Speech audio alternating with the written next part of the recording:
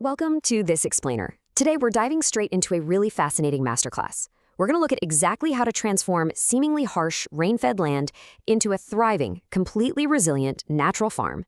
And we're doing this by focusing on the incredible region of Andhra Pradesh and Telangana, bridging modern agroecological science with the ancient Hindu agricultural wisdom found in texts like the Vrikshya.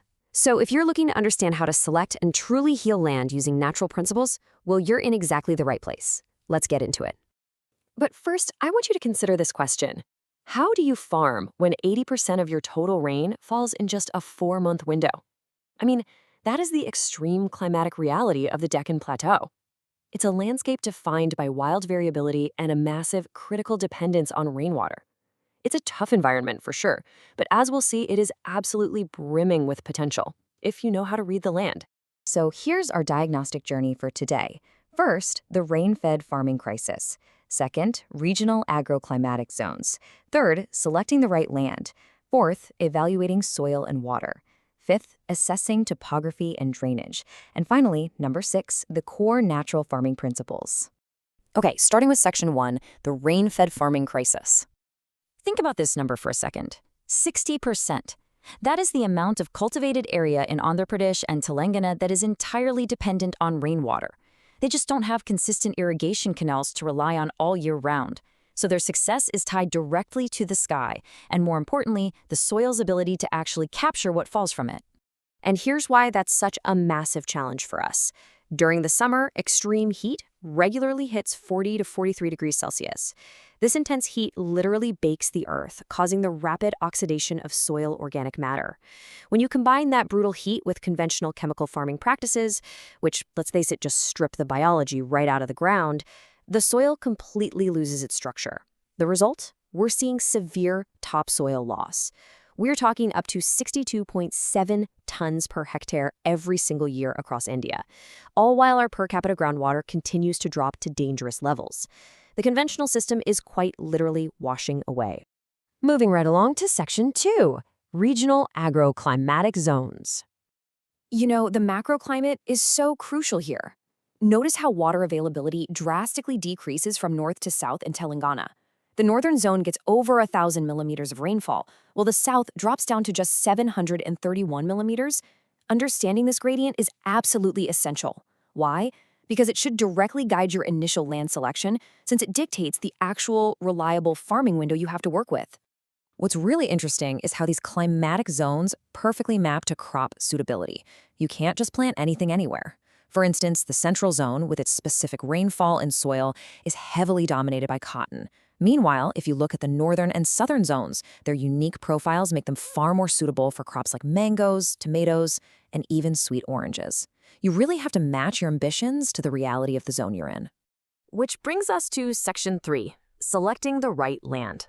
I love this breakdown because it takes incredibly complex soil taxonomy and simplifies it into 3 clear buckets.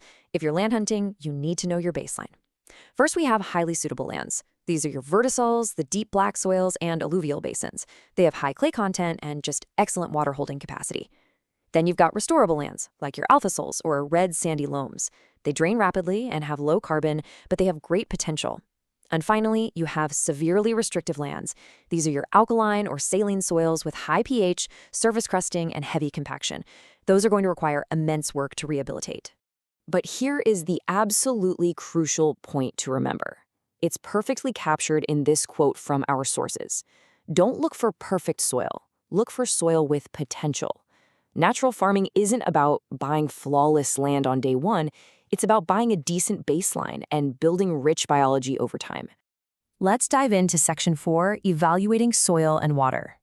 The best part, you don't need a fancy, expensive laboratory to start. You just need your senses for this step-by-step checklist.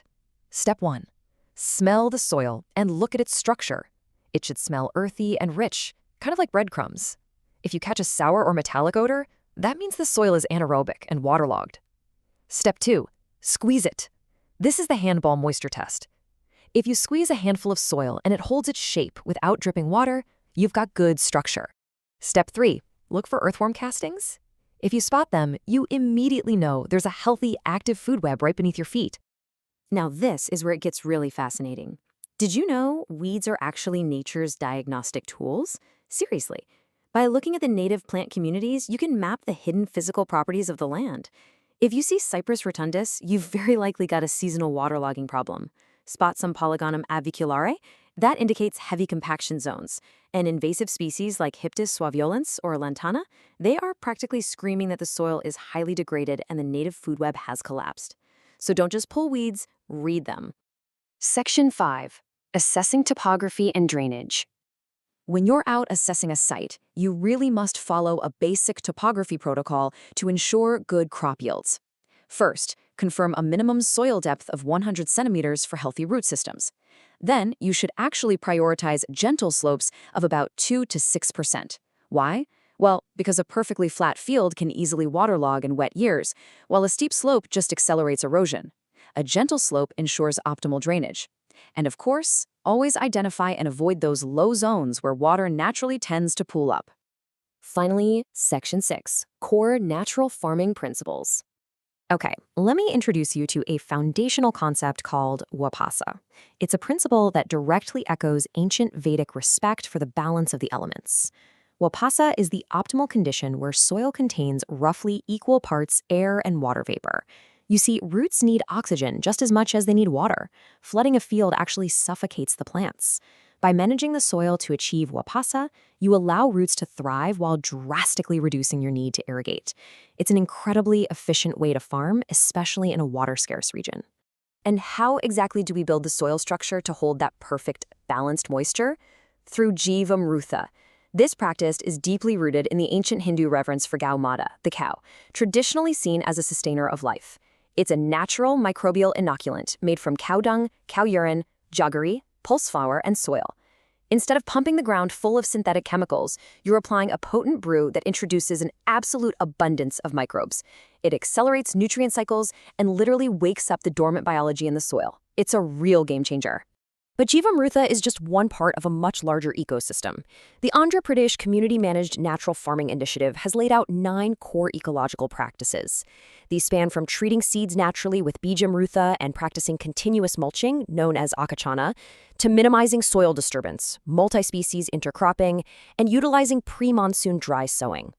They also focus on maintaining 365 days of living roots, integrating trees through agroforestry, using botanical pest management like kashayams, and harnessing earthworms and microbes. It's all about working hand in hand with biological systems and maximizing biodiversity. These aren't just farming techniques, they're true ecological healing mechanisms. Let's compare this directly to put it into perspective. Conventional farming traps the farmer in really high input costs, relies heavily on chemical fertilizers, and uses massive amounts of water.